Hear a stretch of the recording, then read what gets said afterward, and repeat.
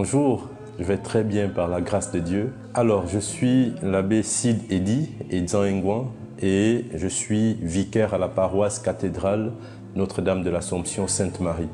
Je suis par ailleurs le coordinateur diocésain du Jubilé dans l'archidiocèse de Libreville. Il faut d'abord dire qu'en tant que serviteur de Dieu, pour moi, l'année jubilaire est, comme on le dit, une année sainte, une année de grâce, une année qui pousse chacun de nous à louer Dieu, à le magnifier pour toutes les bonnes choses qu'il accomplit dans notre vie, dans nos existences, dans sa création, dans notre relation à nos frères et sœurs et finalement toute la bienveillance, tout l'amour qu'il a pour sa création et pour sa créature que nous sommes. Les premiers signes, les premières traces de cette année sainte, l'année jubilaire, nous viennent des Saintes Écritures. Nous pouvons repartir comme ça dans le livre du Lévitique au chapitre 25, notamment les versets 8 à 13, où le Seigneur en premier proclame pour son peuple une année jubilaire. Et ce qui fait justement la particularité de cette année, eh bien, c'est que le Seigneur décide de remettre ses fautes à ses enfants, à son peuple. Il remet ses fautes pour reprendre, on va dire, recréer la relation avec lui. Le jubilé 2025, pour venir maintenant dans la tradition de l'Église, a ceci de particulier. D'abord, comme tous les jubilés, il est proclamé tous les 25 ans. Je vais prendre pour image quelque chose que nous venons de vivre, le Nouvel An. Voilà, le Nouvel An, la bonne année. Nous voyons bien toute la joie qu'il y a autour du passage d'une année à une autre.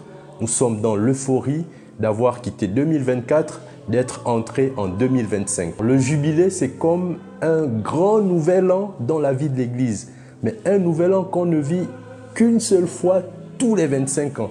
C'est ce qui fait toute sa particularité, c'est ce qui fait toute sa beauté, parce que à travers cette année, l'Église nous permet de passer d'une étape de notre vie à une autre dans la relation avec notre Dieu. Il faut dire que dans la lettre qu'on appelle la bulle d'indiction, par laquelle le pape proclame solennellement l'année jubilaire, eh bien, il revient sur la situation du monde dans sa globalité, entre la Covid-19 qui nous a plongés dans une terreur, entre les guerres qui se vivent dans le monde entier.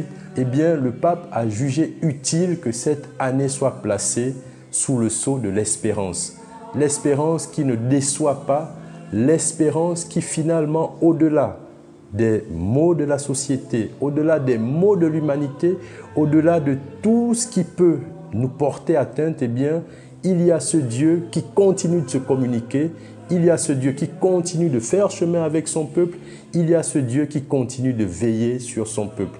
Et c'est justement pour rappeler à ce peuple de toute l'humanité que Dieu est agissant et qu'il agit aujourd'hui comme il a agi hier et comme il agira pour l'éternité. À l'échelle de notre diocèse, et je pars toujours sur les orientations du Saint-Père, il faudrait que le jubilé 2025 ait un impact social et spirituel qui soit concret. Dans notre diocèse, il ne s'agira pas seulement de meubler ce jubilé par des actions spirituelles qui en seront bien sûr la base, le socle, mais il faudrait que dans tout le diocèse, dans toutes les villes qui composent notre diocèse, toutes les entités, qu'elles soient chrétiennes, qu'elles soient non chrétiennes, bénéficient de cette proximité de Dieu, proximité qui se fera à travers moi, à travers vous, à travers tout le peuple de Dieu, à travers tous ceux qui se diront porteurs d'espérance pour la communiquer à leurs frères et à leurs sœurs. Nous pouvons déjà dire qu'un des événements majeurs que nous sommes en train de préparer, c'est le jubilé du monde de la santé, qui aura lieu très prochainement au mois de février, par lequel on voudrait montrer notre sollicitude, notre proximité, mais davantage la proximité du Seigneur qui aime l'homme. Le Seigneur qui veut relever l'homme couché, montrer cette proximité à nos frères de tous les horizons et de tous les bords.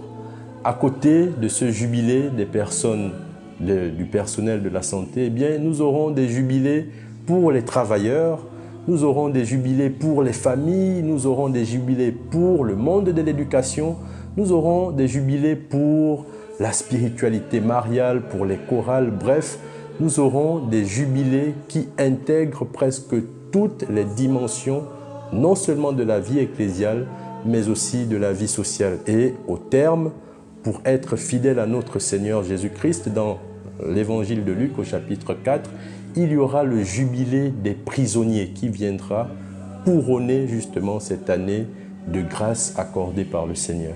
Lorsque nous entrons dans une telle année, eh bien nous sommes invités à marquer une pause.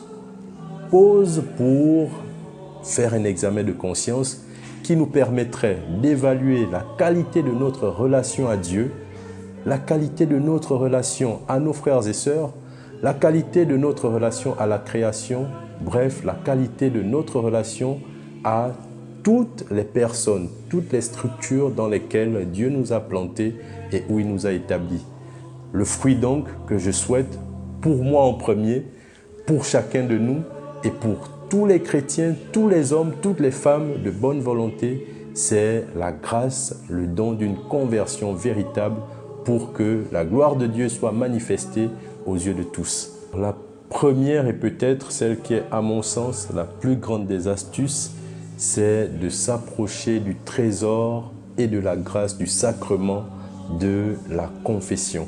Il faut dire que le péché est un véritable obstacle pour notre âme.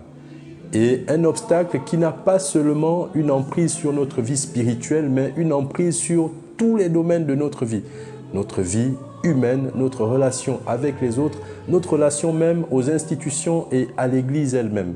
Si nous nous rapprochons du sacrement de la confession de manière régulière tout au long de ce temps de grâce, eh bien, voici la première arme, le premier outil par lequel nous pouvons atteindre l'objectif de la conversion.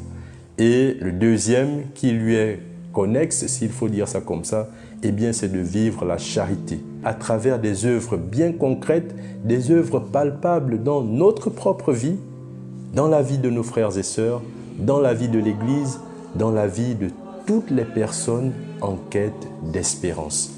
Le dernier mot que je peux lancer à mes frères et sœurs, c'est d'abord de proclamer l'amour ineffable, l'amour incommensurable de Dieu à notre endroit, à l'endroit de vous, à l'endroit de moi, malgré nos infirmités, malgré nos indignités, malgré notre péché. Et à nous de lui répondre par une véritable conversion, par un véritable retour à lui, par un véritable recours à lui qui nous aime éternellement.